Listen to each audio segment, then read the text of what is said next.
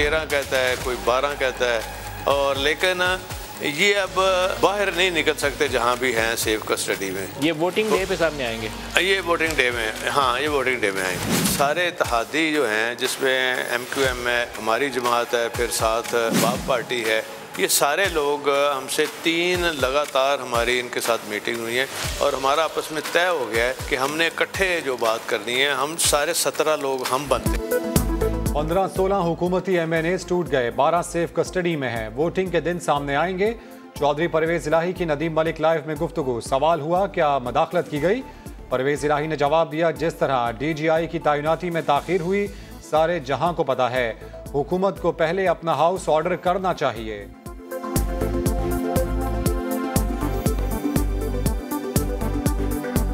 आपके ख्याल में इंटरफेरेंस हुई? आपके ख्याल में इंटरफेरेंस हुई? वो तो सब सारे जान को पता है। तो जिस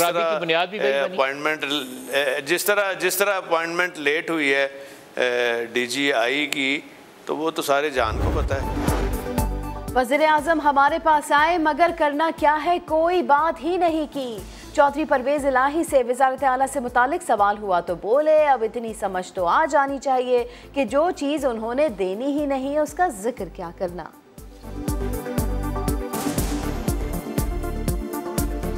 प्राइम मिनिस्टर की तरफ से भी आपको कह दिया गया कि वज़ारत आला आपको PTI वाले देने पे तैयार नहीं है। 100% गलत खबर। अब 3.5 साल बाद इतनी तो उनको समझ आ जानी चाहिए कि जो चीज़ देनी नहीं उसका जिक्र ही ना करें। तहरीक अदम एतमाद से पहले जोड़ तोड़ का जोर। जनूबी पंजाब से तहरीक इंसाफ के 14 अरकान कौमी असम्बली अपोजिशन के साथ राब्ते में। 2 मेंबरान की पीपल्स पार्टी और 3 की नून लीग से बातचीत आखिरी मराहिल में दाखिल हो गई।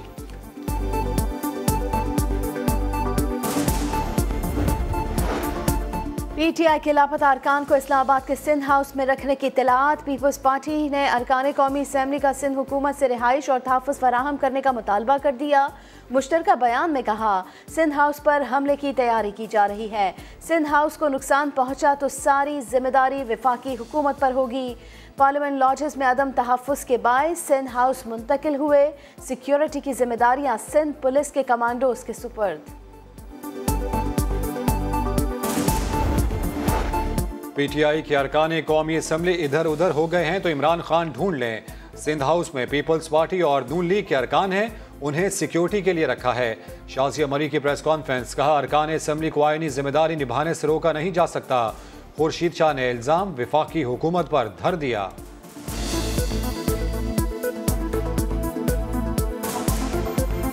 भी हमें कुछ इंफॉर्मेशन मिल रही हैं कि हुकूमत जो है वो जैसे ही महसूस किया है कि वो कमज़ोर पड़ रही है, वो ऐसी गुंडागर्दी पर आ रही है और कोशिश कर रही है कि मेंबर्स को अपना वोट देना जो उनका कानूनी हक है, आईनी हक है, उनको रोकने की कोशिश कर रहे हैं। इस्लामाबाद में सिंध हाउस है। सिंध हाउस में नोटों की बोरियां लेके बैठे हुए हैं सारी दुनिया के सामने बेशर्मी से कि हमारे MNAs को खरीदने आए हैं।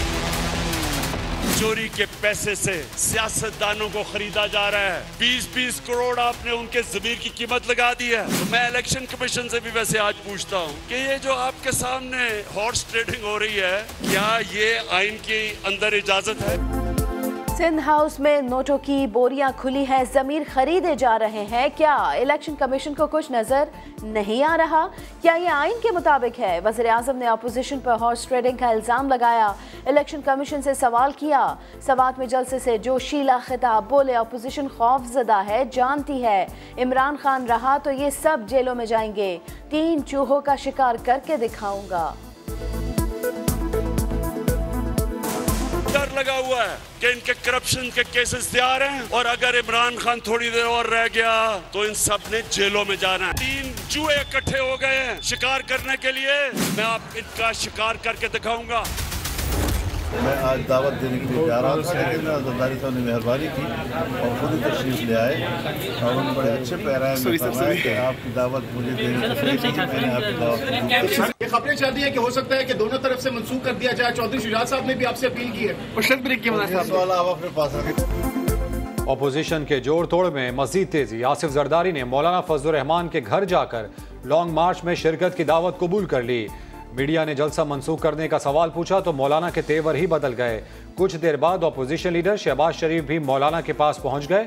ऐलान किया कि हुकूमत से 1000 इख्तलाफ सही, ओआईसी इजलास से भरपूर यकजहती का इजहार करते हैं।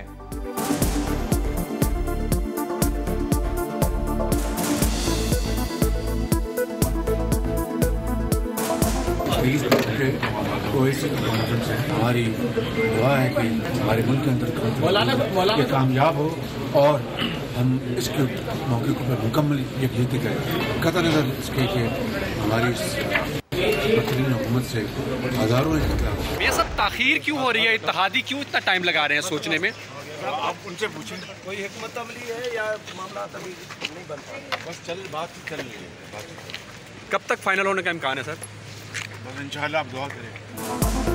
हुकूमती इत्तेहादियों से बातचीत हो रही है, फैसला जल्द हो जाएगा। शहबाज शरीफ की सहाफ़ियों से गुफ्तगू। अपोजिशन लीडर ने मौलाना फजल रहमान के हमरा MQM वफ़द से मुलाकात की, सियासी सूरत हाल पर बात की। साद रफ़ीक ने कहा हुकूमती इत्तेहादियों को जमानत देने को तैयार है, इस बार कौमी हुकूमत बनेगी, तमाम सियासी जमातों का रंग शामिल होगा। अमीनुल हक ने कहा नून लीग के सामने मुतालबात रख दिए, वजारत या गवर्नरशिप नहीं मांगी। हमने अर्बन डेवलपमेंट पैकेज की बात करते हैं, हम पूरे सिंध को तरक्याती कामों को बेहतर से बेहतर करना चाहते हैं। वजारत और लोकल एम्पावरमेंट यानी कि बल्दियाती सिस्टम को एम्पावर किया गया। MQM में कभी वजारत, गवर्नरशिप और मुशीर की कभी बात नहीं। कोयटा में सिक्योरिटी खदशात के पेश नज़र जामिया बलोचिस्तान समेत तमाम तालीमी इदारे 2 रोज़ के लिए बंद कर दिए गए। आज और कल मैट्रिक के इम्तहानात भी मनसूख कर दिए गए। सूबे के दीगर इलाकों में तालीमी इदारे खुले रहेंगे, इम्तहानात भी मामूल के मुताबिक होंगे।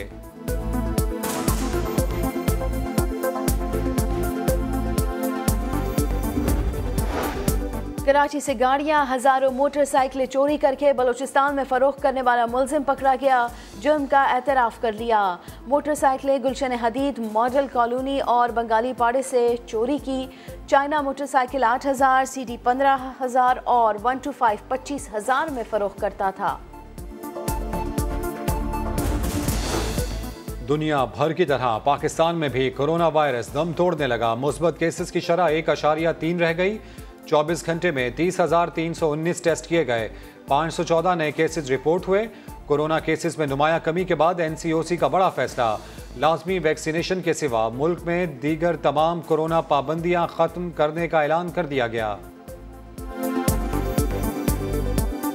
जितनी भी ये तमाम पाबंदियां हमने लगाई हुई थी, उन तमाम पाबंदियों को ख़त्म किया जा रहा है। सिर्फ वैक्सीनेशन की बंदिश रहेगी। काबीना की इक्तिसादी राब्ता कमेटी का इजलास आज होगा। एक्सपोर्ट डेवलपमेंट फंड के लिए सप्लीमेंट्री ग्रांट की मंजूरी मुतवक्के। सिंध और बलूचिस्तान के किसानों को सब्सिडी की तारीख में तौसी पर गौर। सिंध और बलूचिस्तान के लिए गंदम की खरीदारी का हदफ मुकर्रर होने का इम्कान। कर्नाटक हाई कोर्ट के फैसले के खिलाफ भारत के मुख्तलिफ शहरों में मुजाहरे। हिजाब पर पाबंदी के खिलाफ सुप्रीम कोर्ट में अपील दायर कर दी गई। रियासत कर्नाटक की तमाम मुस्लिम तंजीमों ने आज हड़ताल का ऐलान कर दिया।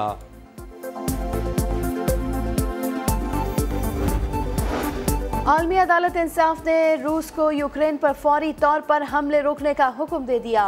आलमी अदालत इंसाफ का कहना था कि रूस के पास यूक्रेन पर हमले का कोई जवाब नहीं। यूक्रेन ने 26 फरवरी को रूसी हमले के खिलाफ आलमी अदालत से रुजू किया था।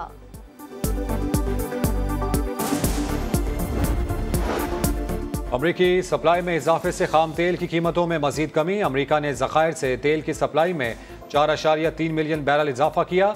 अमरीकी WTI खाम तेल की फ़ी बैरल कीमत $96 पर आ गई। बरतानवी ब्रेंट खाम तेल की फ़ी बैरल कीमत $99 पर आ गई। अरब इमारात, ओमान, शारजा, कोयत, बहरीन और ईरान में ज़लज़ले के झटके। ज़लज़ले की गहराई 10 किलोमीटर, शिद्दत 5.8 रिकॉर्ड की गई। मरकज़ ईरानी शहर बंदर लंगा से 57 किलोमीटर दूर था। जम्मू और कश्मीर भारत का हिस्सा नहीं, अक़वाम मुत्तहिदा ने इसे मुतनाज़ इलाका करार दिया और ये बात अक़वाम मुत्तहिदा के ऑफिशियल नक्शों में भी वाज़ेह है।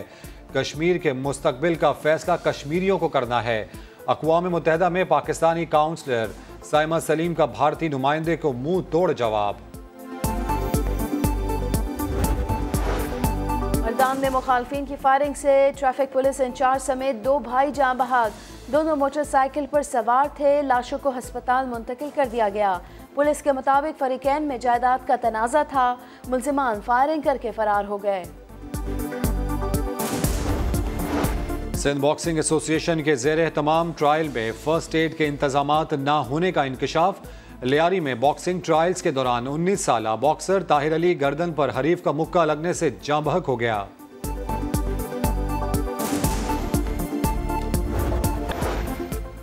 और पाकिस्तान और ऑस्ट्रेलिया की टीमें आज लाहौर पहुंचेंगी। दोनों टीमें कल से प्रैक्टिस का आगाज करेंगी। तीसरा टेस्ट मैच 21 मार्च को कज़ाफ़ी स्टेडियम में शुरू होगा।